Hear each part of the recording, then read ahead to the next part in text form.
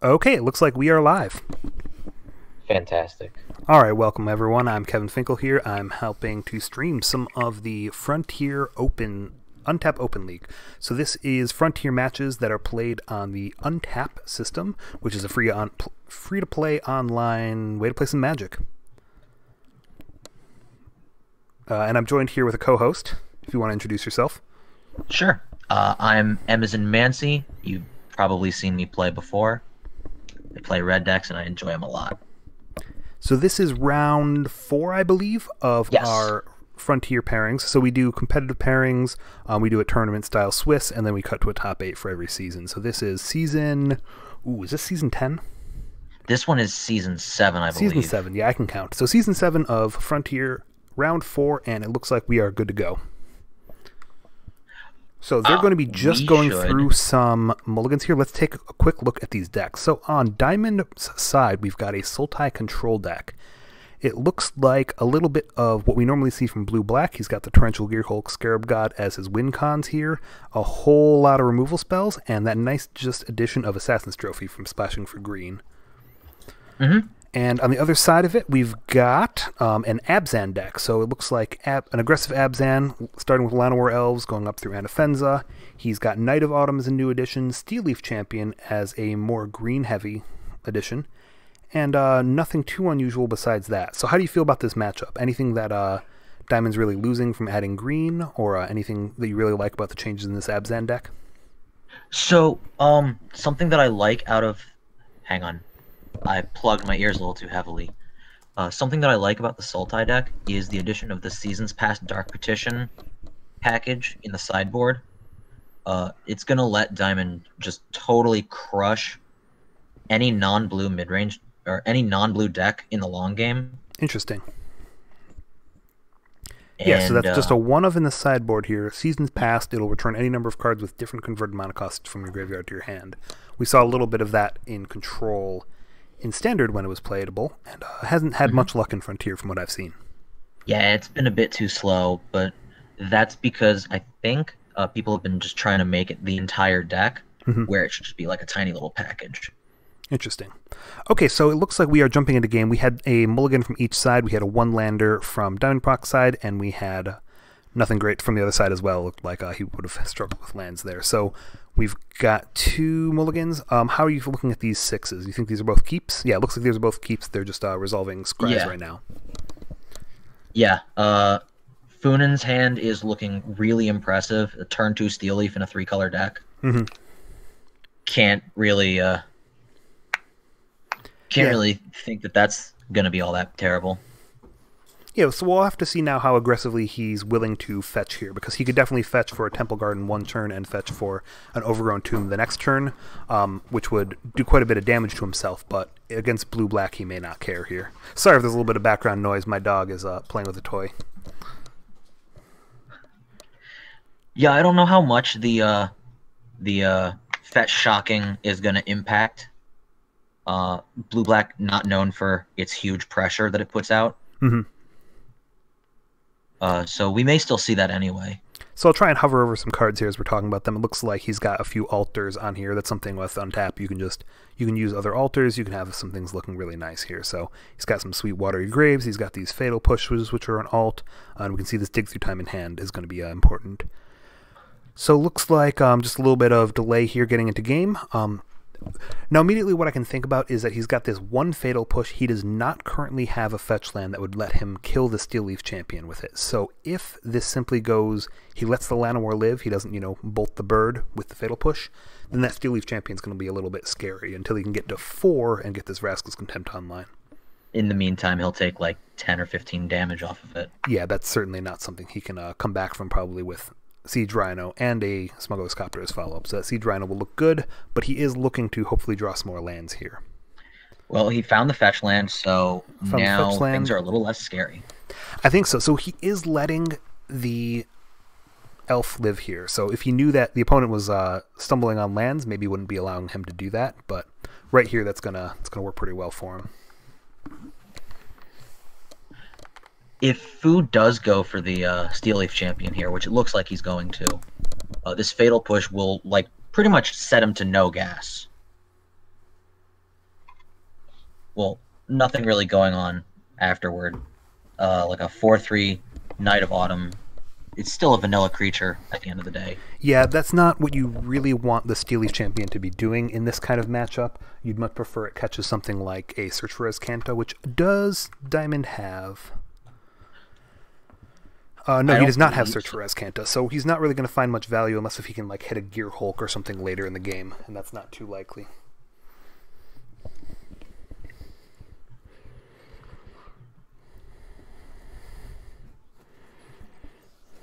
These full art altars are really pretty. Yeah, so it's definitely it's taking the art from the expeditions, but it's extending them out there, which is quite nice.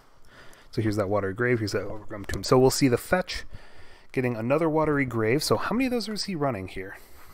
I want to say 4. Ooh, all 4 Watery Grave and 0 Sunken Hollow. So that's something interesting to me. I still like to have Sunken Hollow as an option for when I want to fetch and not take damage, as well as sometimes being able to play it untapped late game is quite nice. Yeah, I can agree with that. With red aggro being as prominent as it is. Yeah, so I'm often on like 2 Sunken Hollow, 1 Watery Grave or something along those lines. I think some people like it the other way, 2 Watery Grave, 1 Sunken Hollow. He's just on 4 Watery Grave, which is going to be interesting. Yeah, so one of the people who... This deck was built by 2 people. It was DiamondCommando and Zedrez together building this deck. Okay, so what just as a quick play-by-play there, what we saw is we saw the pass back with another tapped land, and he went for the Smuggler's Copter, got caught by the negate. He has not drawn any more lands on Osterwert's side here. Okay, so you were saying this was built by 2 people. It was built by Osterwert, which is this player right now, and it was built by, you said, Zedrez, who's another player? No. The Sultai deck was built by Diamond. That's right. It was built by Diamond and Zed together. And Zed, the very greedy player. Very greedy player. And he's all about the shock lands right now.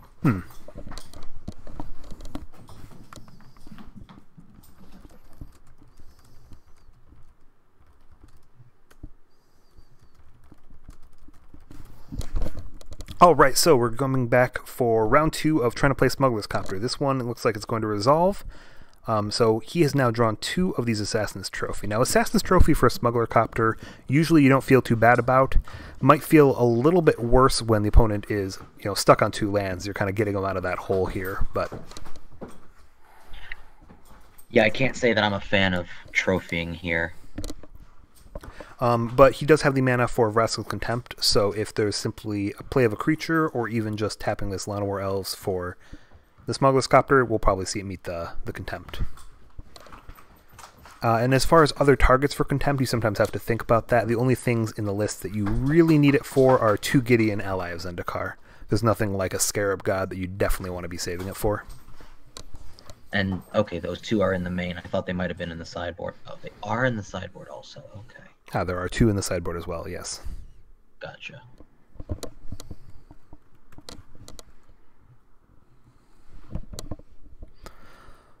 Alright, so he is going with the cheaper option here, so he's not being quite as mana efficient, but does he have... Actually, here we go. How many cards does he have in his graveyard? So he only has 4 now in his yard.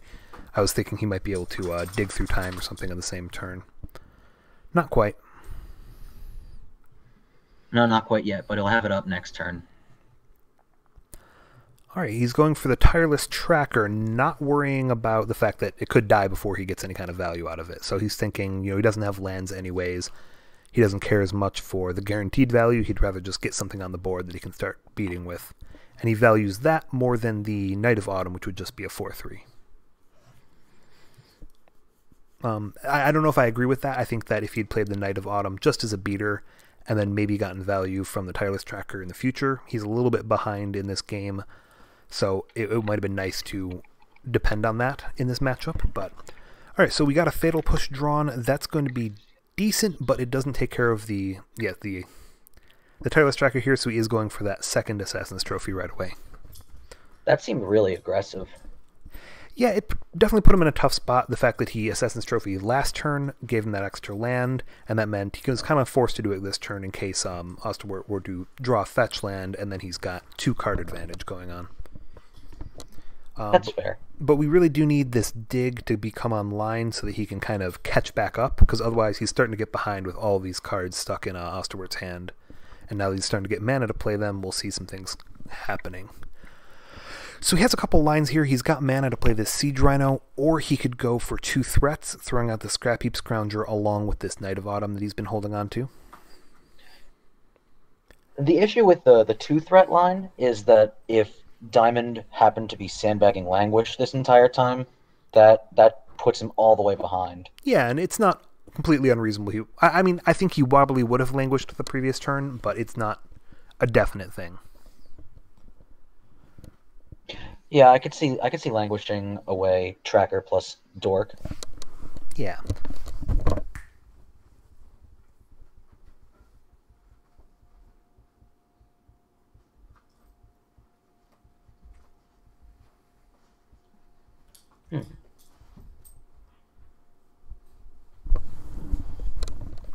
Alright, so he does go with the Siege Rhino instead. We just see the Fatal Push meet this Landlord's End. Now, I don't know. I could have seen either way being good. I think he's still holding this Knight of Autumn for some kind of value. I tend to prefer throwing the Siege Rhino down a little bit later sometimes, just because it sort of has that pseudo-haste damage to it, so you kind of want to play your haste threats after your other threats. Yeah. So we are down to this Vraska's Contempt and 2 Dig Through Time in hand. Now, how many is Diamond playing here? Because that's a card that sometimes people get greedy with. So he's only playing 3 of them. I don't think that's greedy at all. Especially with the number of fetches he has, he'll probably be able to fuel that. Thought Erasure as well is a new card coming in from Guilds of Ravnica, and that is one that really helps fuel these Delve cards. Now, something I didn't mention or notice while I'm just looking at Diamond's deck here is he has 3 Essence Scatter in the main deck. That's quite a few of those. I think that's something that we've seen more in the Japan list, is that they've been heavy on Essence Scatter. Although he does also have the Languishes. I'm going to say those ones also sometimes cut on Languish, but he's just running those, and those will definitely be useful in this specific matchup, because a lot of what the Abzan deck here is trying to do is play big creatures and win with them. Yeah, it's definitely looking good for here. More scatter than negate definitely just kind of feels weird to me. But so he's got it's been a while 3 since Essence I've played Scatter, 2 Control. negate. Alright, so now we're going to see that 2-threat line that we've been talking about. I assume so. I don't see what else he could do with this mana. Yeah, it certainly looks like it. Yeah, and I think that's fine. I think trying to save that and kill a Gear Hulk isn't a very effective line. Especially when the opponent doesn't have 6 mana. Yeah, Diamond is... Ooh, so he does top deck a Languish, and he's going to go with that instead of going with... So I suppose the only other line that Osterwart could have gone for is to hold up mana to reanimate Scrap Heap Scrounger, but I don't think that's the correct play. So I think he did fine. He just... he met that Languish off the top of the deck, but, you know, Diamond's not in a perfect position. He's got a little bit of a slow hand.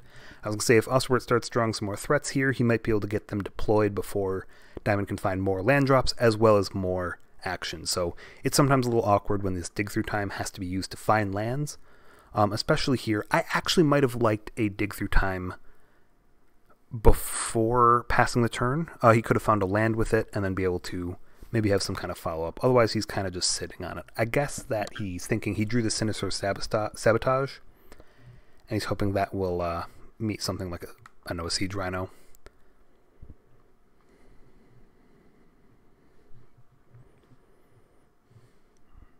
Oh, I suppose he could have done that. He's got 6 in the yard, or he's got 8 in the yard actually, so he could have fully digged and then found another blue source, held up the Sinister Sabotage anyways, hopefully. Alright, so we're going to see this Scrap Heap Scrounger come back, nothing else going on from Osterwart's side, and that thing's going to get in a little bit of damage here, so it's always been a good card against control, and this is exactly why. So as far as what fuel he still has 3 creatures in the yard, so this thing's going to keep coming back unless we can find an exile source for it. Swings in for 3, he's down to 12, that's a 4-turn clock currently, but we're about to see it get added to the board perhaps, with this Anafenza. Now, if he goes for Anafenza here, do you want it to be countered, or do you think that he should dig? Because I really want to get one of these digs out of hand and get some value out of it. Yeah, I think you dig with it on the stack, looking for scatter plus land. That would be good. So he could dig, leave up blue and something else, and then he could find scatter. He could also leave up the green source and theoretically find something like the Assassin's Trophy. So he's just going to let it resolve and do a dig. Is he going to dig for 4 then? No. Okay, so he's just going to dig for 2. So he's going to do a full 6 exile. I think I liked your line. I think that if you're going to go with digging for 2, that you probably wanted it when you could still Essence Scatter. If he's going to dig for 4 mana, if he's going to wait till the end of the turn, I might have liked digging for 4 mana so that he saves a little bit in the yard and that this second dig won't be so expensive. Yeah. Now, what's he looking for here? Because Gear Hulk wouldn't be playable just yet. I think he's looking for Languish and another land. Okay, a second Languish would be good. We would need Osterwort to fetch for a second black source in order to bring back this Scrap Heap Scrounger, but I don't think that he has any problem doing that. I think he'll be happy to trade this Wooded Foothills in for something like another Overgrown Tomb. Mm-hmm. Now, we're not going to get a camera on this dig through time, I don't believe, but hopefully we'll see this resolve pretty quickly. You know, that's something with control players is you can kind of tell how much they've played the deck on how quickly they resolve their dig through times. So, there we go, with the Language is the first one grabbed. Languish plus land? Language plus land, yep, I think that's exactly what he's looking for. It does look like we're going to have a slight delay here. Osterwort said he's got to run and come back, so we're going to just keep talking about these decks, maybe. Do you want to take another look at the deck list, see if there's anything else you're seeing which is interesting to you? Yeah, we're seeing... hang on, let me look, because... I feel like we've talked a lot about the Sultai control deck. What else is going on in this Abzan deck that's interesting or unusual for you? Interesting or unusual? So one thing I'm noticing right away is that, so there's only 2 drops are the Scrap Heap Scrounger and the Smuggler's Copter. He has also cut out his other 1 drop, so we sometimes still see Warden of the First Tree. We might see additional elves, so he's just on the 4 Llanowar elves. I've also seen the new one, the Pelt Collector, be played in this kind of Abzan deck and might have been very powerful here. Yeah, that card seems like it would be really good in a list with Anafenza the Foremost. As well as Steel Leaf Champion.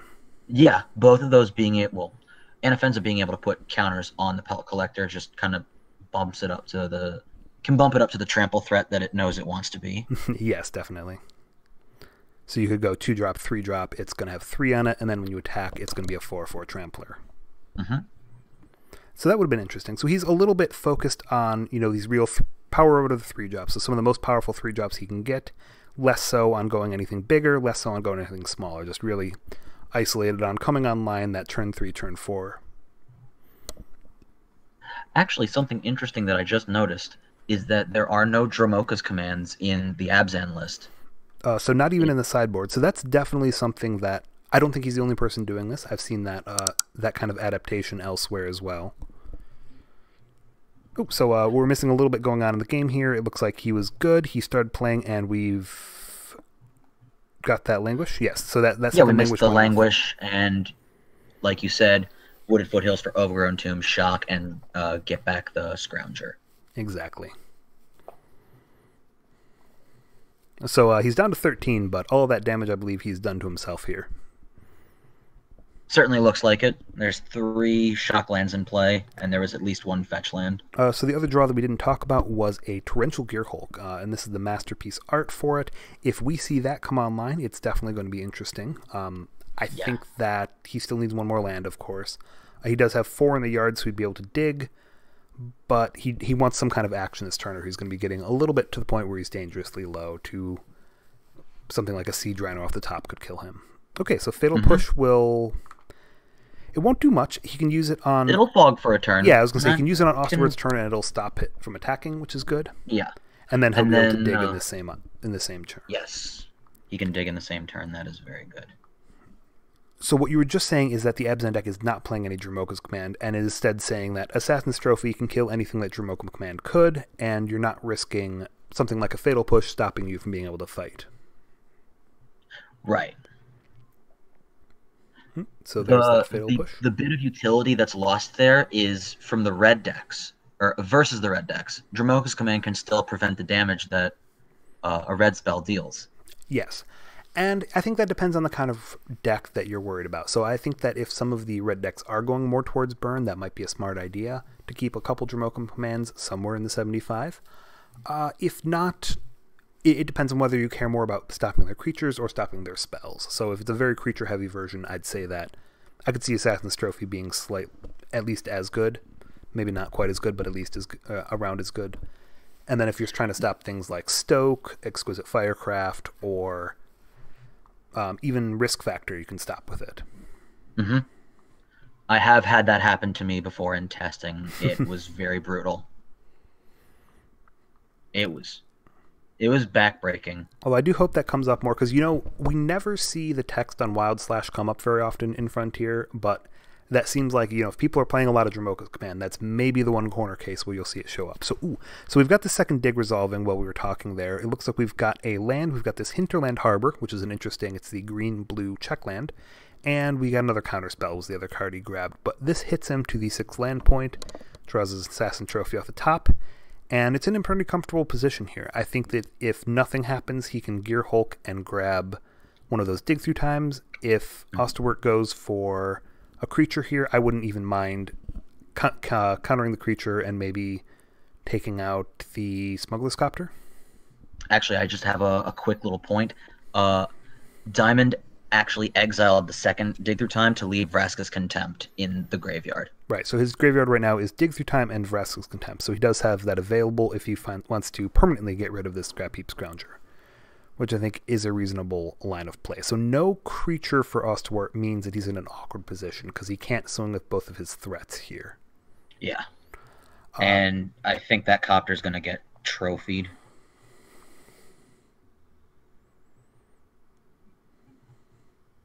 Well, let's see. It looks like he is crewing, because we're still in main phase 1, but we'll have him clarify here what he's doing. Yeah, and Diamond's asking the same question.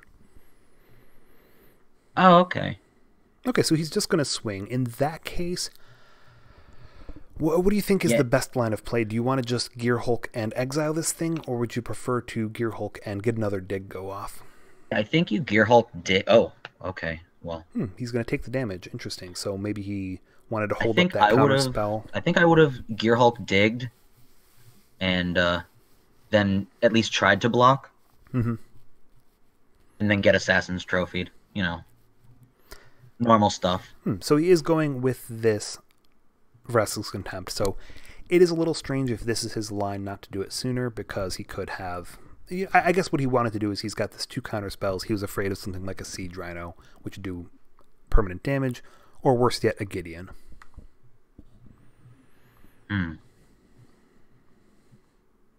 So we're going to see the Assassin's Trophy go... Oh, okay, so... Yeah, so he Fatal Pushed his own Scrounger to keep it in the graveyard. Interesting. So he is now pushing on the point where he's not going to be able to bring this back. He's down to, we said before he had 3. Oh, he's still got 2 creatures that he can exile to bring back the Scrap Heap Scrounger, but it's not an amazing position.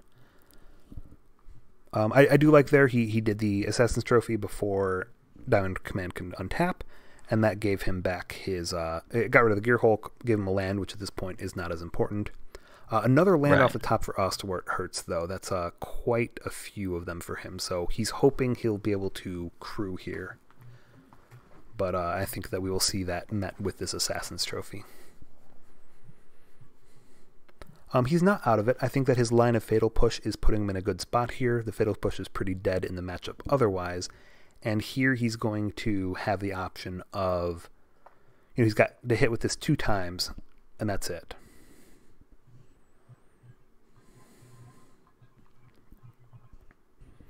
So something interesting is there are no utility lands out of this Sultai control deck.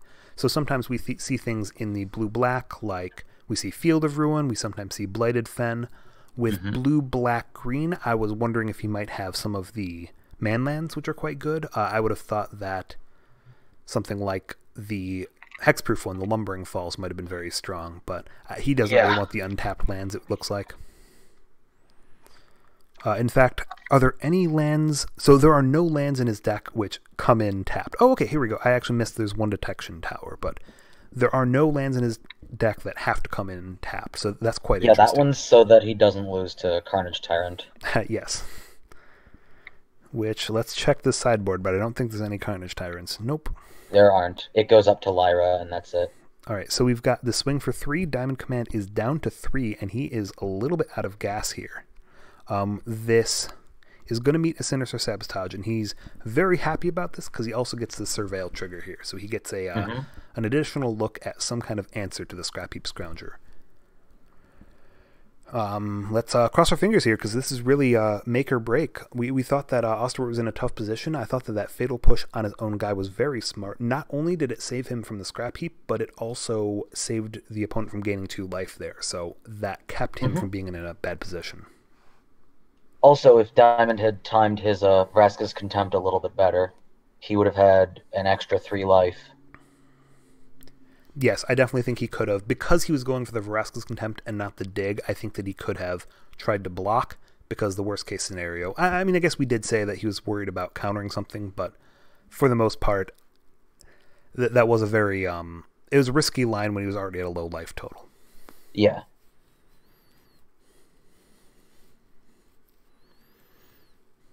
So he has moved a land. So he surveilled. He put a land from the top of his deck into his graveyard.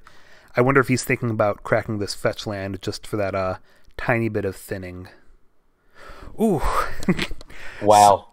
All right. With 1 chance left in the world, we see a Vraska's Contempt come off the top of the deck for DiamondCommando. He is now going to warm be in here. way in the lead for this matchup. He's getting rid of this threat that's been knocking him down all game, and he's going to be in a perfect position to... I bet as Osterwart, he draws a Siege Rhino. He's thinking he's in the best position in the world. He thinks, okay, if the Scrap Heap gets met with some kind of kill spell, at least I've got the Siege Rhino. At least I've got the way to bring back the Scrap Heap Scrounger. But Vraska's Contempt brings Diamond Command back up to 5 life. It's going to exile the Scrap Heap Scrounger permanently. And the follow-up is going to meet this last card in Diamond Command's hand, which is yet another counter spell. Everything just worked out so well right there. So he's not out of it. This Surveil trigger will be big. He'll have another chance to find some kind of action, but they're both going to be drawn off the top of the deck, and in that spot, I do not mind being the deck with Dig Through Times available to me. Yeah, I imagine that there's going to be a... Actually, hang on. Oh, there we go. Yeah, I think he's going to... The only thing he keeps there, I think, is like a Gear Hulk or something. Maybe a Scarab God also. Okay, so we get a draw, and it's a Sinister Sabotage. I was about to say, so another Scrap Heap Scrounger would be one of the biggest things that Osterwart's looking for here. It can get countered, but that's not permanent. I think, yeah, I was going to say, you probably go for it. Diamond Command needs to see the cards. He needs to, get that Surveil trigger, hopefully find something like you said, a Scarab God is probably the biggest thing he's looking for. Another Torrential Gear Hulk would be wonderful. Other than that, those are really the only threats he plays. So it's that or a dig is what he's looking for. So he moved his last Sinister Sabotage from his deck to the graveyard with that Surveil trigger. Ooh, he draws an Overgrown Tomb, and he plays it. Ouch. Drawing it was unfortunate. Playing it, I think, was a mistake, because now the opponent knows that he doesn't have a counterspell. He knows that he's not holding up a Vraska's Contempt or a Torrential Gear Hulk or a Dig Through Time. As a control deck, you kind of want to hide that information. It's very powerful to have the threat of a counterspell available.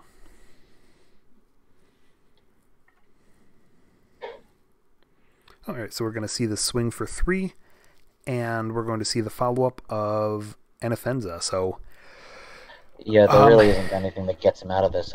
So a dig into a Languish plus something else would work, as would a Gear Hulk with a kill spell available. Yeah, a Gear Hulk would have definitely been good enough, but a negate off the top is not going to do it, and that's going to be game number 1 for Osterwart. So for sideboarding, the Dolt team was trying to come up with a nice plan, and Diamond has sent it to us. Oh, okay. So let's take a look at that because I think we got that note. He's bringing in 2 Kalitas and taking out 1 Languish and 1 Thought Erasure. Okay, so he's taking And out 1 Thought Erasure. Interesting. so originally the plan was to take out 2 Thought Erasures. Mm-hmm. Hang on, let me So go the worry and find here with his languishes is that it doesn't hit Gearhulk. It doesn't very cleanly answer Gideon. I can see where that's not great. I can also see where 4 Thought Erasure might get a little clunky. You really want to be answering things on those early turns. So one of those is coming out. One of these languishes is coming out. And like I said, 3 languishes, quite a few, especially for a deck that has 3 Essence Scatter. The only things he's bringing in here, so he's got a lot. He's got some stuff for combo here. He's got Dispels. He's got Duresses, Negates. That's for more, again, control or combo. Unmoored Ego is definitely for combo. I don't think that he believes that this is a matchup where it's slow enough to call for this Dark Petition season past, and it's not a control matchup where he wants Sphinx. So all that he's really got is those Kalitases. Oh, okay. Not a lot. Now let's take a look at the Abzan side. So we've got 3 Duress, 1 Fatal Push, 1 Deck and Stone, 2 Transgress the Mind, 1 Golden Demise, 1 Night of Autumn, 2 Tireless Tracker, 2 Gideon, 1 Kalitas, and 1 Lyra Dawnbreaker. So I've always said, and I've always seen in testing, that hand destruction is one of the best things that Abzan can bring from the sideboard in the matchup against control. So 3 Duress, 2 Transgress the Mind, I think are automatics. I think these Gideons and Tireless Trackers are going to be upgrades on anything else he has. I would probably get rid of this Night of Autumn. It's just a beater here. I would probably get rid of... Now after that, it gets to be interesting. I think that Fatal Push, Assassin's Trophy, Abzan Charm. So Abzan Charm would stay. It's still a draw card spell that's quite good, and it answers the Gearhulk eventually. Those Fatal Pushes are... Yeah, Fatal Push definitely goes. You know that some blue-black control decks bring in a lot of creatures. This one's only bringing the Kalitases. He can probably overpower those in other ways. Yeah, so if it decides it wants to grow at all, there's Abzan Charm that takes... Actually, Abzan Charm just takes care of it anyway. Mm-hmm. Ooh, so I'm looking at... So this is something with Untap, is it does tell us how many cards he brings in and out. He only brought in 2, it would appear. No. That's DiamondCommando is the control deck. Never mind. He brought in 7. So let's see if we can call that. So that's 3 Duress, 2 Transgress the Mind. And 2 Gideon. And 2 Gideon? You don't think he will bring in the Tireless Tracker here? I don't think he brought in the Tireless Tracker. That's interesting. I don't know if I agree with that. I think Tracker buys you a lot of cards. It's kind of what you want to be doing. But I guess if he thinks that Steel Leaf Champion is going to be better than the Tireless Tracker, then I can see leaving those in instead. I don't know if what I said is right. I'm just saying that I think that that's what he did. Yeah, it's definitely possible. And I think we'll see here what he brought out. So 7 out. Like we said, we probably want those Fatal Pushes. That's a 3 easy. I would say this Night of Autumn, that's 4 is number easy. It is the easy one.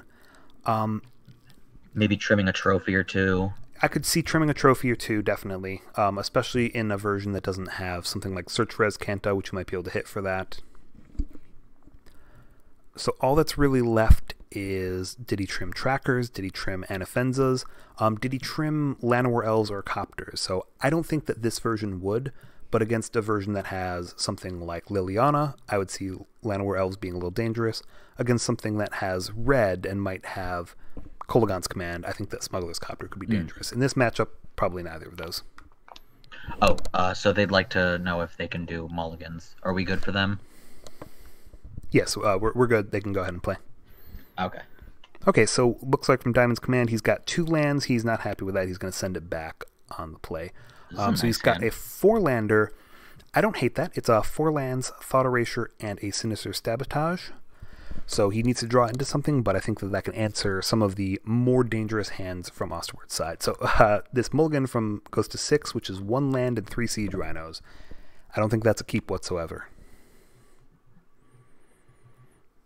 And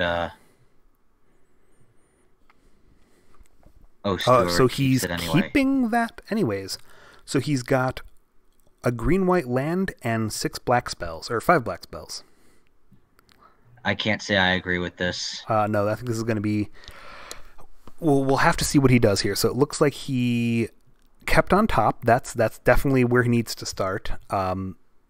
that will help him quite a bit. He's got a fetch land here. He'll be able to get a black source for the duress, and he'll be able to follow up with Sun Petal untapped for any kind of immediate threat. I don't know if I would have fetched on 1, even if it means getting the duress out. You're struggling to find lands. I think you play Sun Petal Grove on 1 and just fetch later. Just maximizing your chances of hitting your 3rd land. Yeah, it's a small chance. He scryed to top, so that wouldn't make any difference. It's not a huge factor either way when you're thinning your deck that much. I don't mind this because then the Sun Petal comes in untapped. Otherwise, he would be in quite a bit more trouble. Well, the thing about the untapped Sun Petal is that right now it just doesn't do anything. Yeah, it doesn't really fuel anything. But were he to draw a 2-drop or really anything, if he draws a 2-drop, he's not drawing his 3rd land. But there's another discard spell. So we didn't mention is that turn 1 duress took the Thought Erasure, so he didn't want him coming back and taking anything from his hand. Going for turn 2, Transgress the Mind. So like we said, those are quite strong in this kind of matchup. It's really what you need in order to punch through your big threats later in the game. So he's going to take one of those 2 Sinister Sabotages, but then we're probably going to see DiamondCommando sit on the other one for a moment. Alright, top deck for DiamondCommando is Negate. He's going to make his land drops, which he loves to do, and not much else. Ooh, so Osterwart is going to make 3 for 3 land drops on that 1 land hand. I'm pretty impressed by that. Definitely not the worst luck there, but he still needs something that he can do because Siege Rhino is 4 mana, and if he's going to have him sitting in hand, it's not going to do a lot. So we're going to see an Anafenza get countered here, I believe. Anafenza for 3 mana, and here comes... Well, he's thinking about it, but he's got the Sinister Sabotage. I think you have to go with it just because of the Surveil. I really want to find something that you'll actually be able to do in this deck, and right now he's doing nothing but playing some lands. Ooh, so he lets Anafenza resolve. Interesting. It's a bold strategy. So we're going to see another land here. Something I don't like out of DiamondCommando's side, just, small things that may one day give you value or not, is he's been playing the lands that his opponent has not seen. So yeah, that Detection Tower is still in his hand. So again, it's just about concealing information. Now, another thing I don't like here is Knight of Autumn is still in Osterwart's deck. I agree with you. What is that doing here? Getting countered, that's what. Yes, right now that's definitely getting countered, so Diamond feels a little better here being able to hold up the negate, I guess. Maybe worried about something like a Gideon in the future. But this Surveil trigger is going to find him... Let's see. Well, he's looking at the top card, and he's happy with it. So let's see what makes DiamondCommando happy in a matchup like this. Probably Gear Hulk. Gear Hulk with 6 mana would be perfect here. Mm-hmm. Oh, Essence Scatter. So it doesn't answer the board right now, but in the future that will give him the ability to, well, pretty much answer anything. If it's a Gideon, he's fine. If it's a Siege Rhino, he's fine. But here comes land number 4 finally from Osterwart. But crash in for 4 with this Anafenza is not a slow clock. I do have to say I'm a little bit impressed, despite this very interesting land base with all the untapped lands. We haven't seen DiamondCommando take any damage off of his mana this game. So that turns it, well, it keeps it as a 5-turn clock, but maybe gives him a little bit of play in the future. And right as I say that, he draws a fetch land, but he doesn't have to crack it right now with nothing else going on. Whew, so now that he's got the 4 lands, and that's all the deck really needs, with nothing that costs more than that, he's going to draw some spells from here on out, and that's really what he's looking for. So, Siege Rhino number 2. Now, if that Thought Erasure earlier in the game had shown up, he might have known that this swarm of rhinos is coming, but, you kind of just have to know that rhinos run in packs. Yeah, they do. All right, so one rhino is 2 rhinos. I was going to say he's got kind of 1 turn here to draw a Gear Hulk and get himself a little bit of safety, but even that is going to be some trouble. Yeah, Gear Hulk wouldn't even... Gear Hulk wouldn't have even been perfect because it doesn't kill anything with no spells in the graveyard, and it wouldn't be able to block, or wouldn't be able to kill Siege Rhino. So Thought Erasure. He's going to see he's probably going to take this third gear, or the third Siege Rhino here, but he's going to see that he's very dead.